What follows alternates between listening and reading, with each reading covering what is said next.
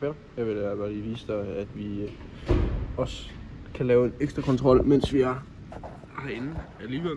Og det er på vores brændstof-fødepump, som sidder lige herovre, hvis man kan se mine fingre.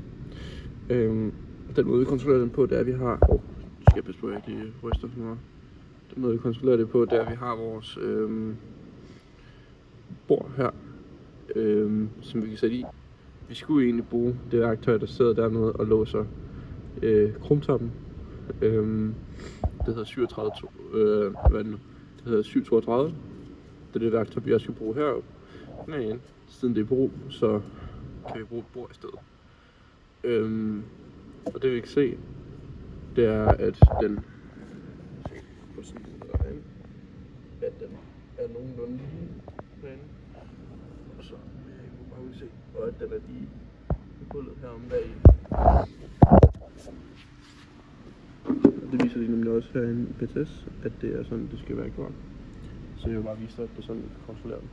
Og det er også sådan, vi skal bruge luften, hvis vi skulle skifte selve pumpen. Men det er ikke tilfældet. Nu kontrollerer vi bare, fordi vi kan lige så godt kontrollere det, mens vi er herinde.